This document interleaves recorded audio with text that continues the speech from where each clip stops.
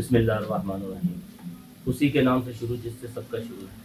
وہی ہے جو آسمانوں میں، وہی ہے جو بادلوں کے بعد ہے، وہی ہے جو سبب ہمارا، وہی ہے جو رب ہمارا۔ آپ کے سامنے ڈاکٹر احمد قادری حاضر ہے۔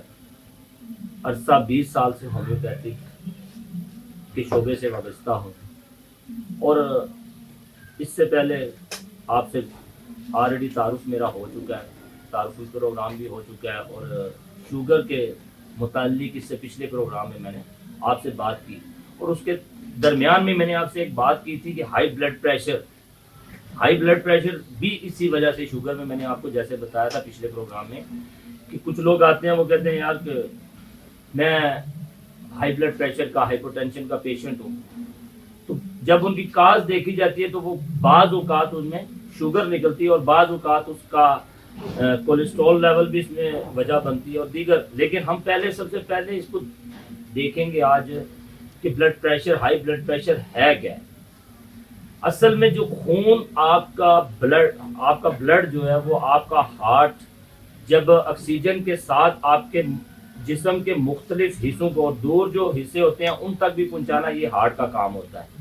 اور اگر دور دراز حصوں میں جب وہ خون پہنچائے گا آپ کے بلڈ، اس کو جو مسلز ہوتے ہیں، جیسے ہم اس کو ایک مثال سے سمجھنے کی کوشش کرتے ہیں کہ ایک موٹر ہے، موٹر جب اس کا کیپیسٹر لیول بھی اچھا ہو، یعنی اس کا فل اس کو پاور مل رہی ہو، اس کے بعد اس کے جو والو ہوں وہ بھی ٹھیک ہوں، اس کی جو واشرز ہوں وہ کور ہوں، یعنی کہیں سے لیکیج نہ ہو، تو وہ بڑی آسانی سے جو ہے نا 3 منزلیں نہیں 4 منزلوں تک بھی پانی پہنچا لیتی ہے۔ لیکن اگر اس کی تھوڑی سی بھی افادیت میں کمی آ گئی تو وہ کیا ہوگا کہ آہستہ آہستہ آپ کا جو پانی ہے وہ 4تھی منزل تک اس کو پہنچانے میں کافی خاصا وقت لگے گا۔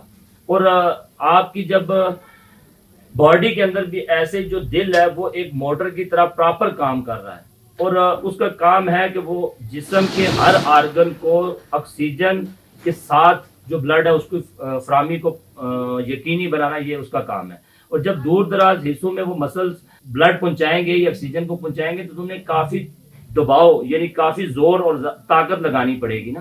تو بعض اوقات ہوتا یہ ہے کہ وہ زور اور طاقت لگاتے لگاتے، یعنی انہیں پھیلنا اور پھولنا، پھیلتے ہیں اور پھولتے ہیں، جس سے آکسیجن اور بلڈ جو ہے وہ دور دراز حصوں تک پہنچتا ہے، دور دراز آرگن تک پہنچتا ہے۔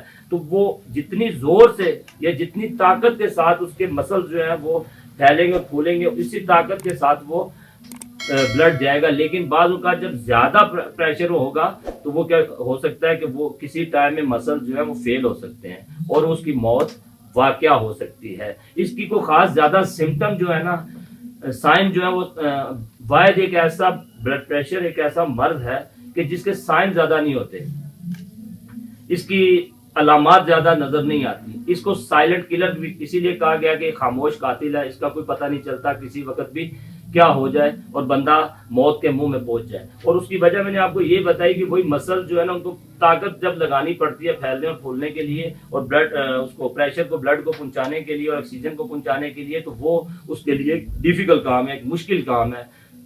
تو اس سے اب اس کو دیکھا جائے تو اس کی وجوہات بہت ساری ہو سکتی ہیں، جس میں سب سے پہلی چیز شوگر ہے۔ شوگر کے ذریعے بھی جو ہے بلڈ پریشر کا مرض جو ہے نا وہ آپ کے اندر پیدا ہونا شروع ہوتا ہے، اور اس کو ہائپر ٹینشن بھی کہتے ہیں۔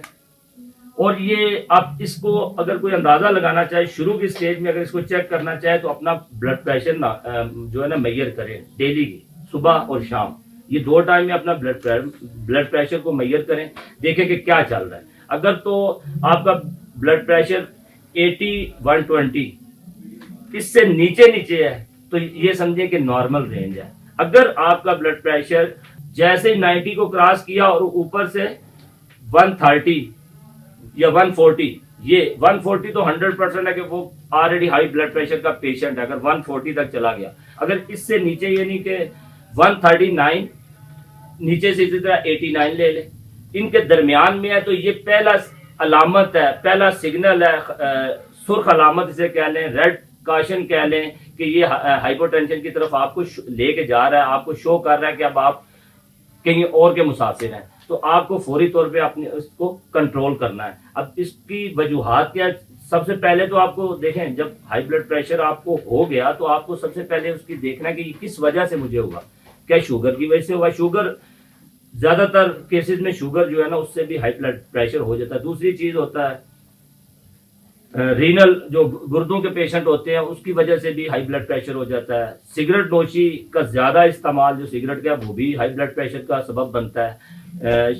شراب نوشی کی جو کثرت ہے، اس میں کیوں الکوہل جو ہوتا ہے نا، وہ الکوہل آپ کے اعصابی نظام کو مفلوج کر دیتا ہے.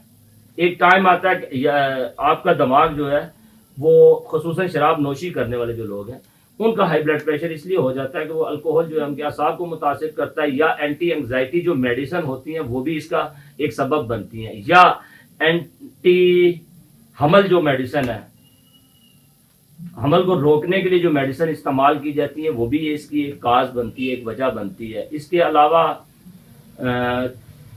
وریدوں میں خون کا کولیسٹرول لیول کا بڑھ جانا، یہ بھی جو ہے اس کی ہائی بلڈ پریشر کی وجہ بن سکتی ہے. اس کے علاوہ جو ہے ڈھیر عمری، یعنی جب بندہ بڑھاپے کی طرف جاتا ہے تو پھر تو آلریڈی ہائی بلڈ پریشر اس میں ہو سکتا ہے. جسمانی حرکات و سکنات میں جو ہے نا وہ کمی اس کی ہو جانا، یہ بھی، یا اس پہ ذہنی دباؤ لے لینا، ذہنی جو اس پہ ڈپریشن ہے وہ لے لینا، یا انگزائٹی والا پیشنٹ ہے اس کا یہ زیادہ ہو سکتا ہے، یا وٹامن ڈی کی کمی سے بھی ہائی بلڈ پریشر جو ہے نا وہ بھی ہو سکتا ہے.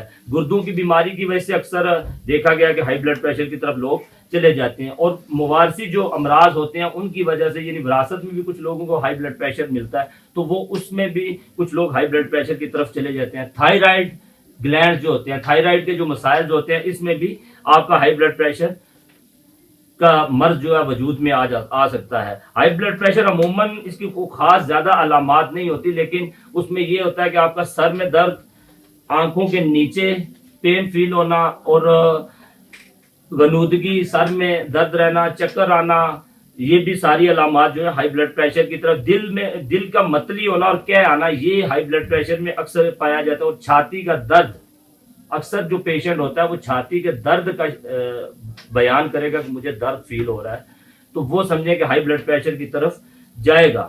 تو اگر آپ یہ سمجھیں کہ آپ میں ان میں سے کچھ علامات بھی آ گئی ہیں تو آپ کو فوری طور پر اپنے کسی معالج سے، اپنے ڈاکٹر سے رابطہ کرنا چاہیے اور اس کا علاج کرنا چاہیے اور اس کو علاج کی طرف لانا چاہیے. اور یہ قابل علاج مرض ہے، کوئی اتنا ایشو نہیں ہے. انشاءاللہ اس پہ بھی آگے فردر آپ سے بات ہوتی رہے گی. اور آپ اگر ہم سے رابطہ کرنا چاہیں تو ہمارے اس وقت ہیلو ہیلتھ پاکستان کے جو نیچے نمبر چل رہے ہیں ان پر آپ ہم سے رابطہ کر سکتے ہیں، آن لائن کنسلٹیشن کے لیے بھی اور آن لائن اپائنٹمنٹ کے لیے یا طبی مشوروں کے لیے بھی آپ ہم سے انہی نمبروں کے ذریعے رابطہ کر سکتے ہیں. اس کے ساتھ ہی مجھے اجازت دیجیے. اللہ حافظ. اللہ نگہبان.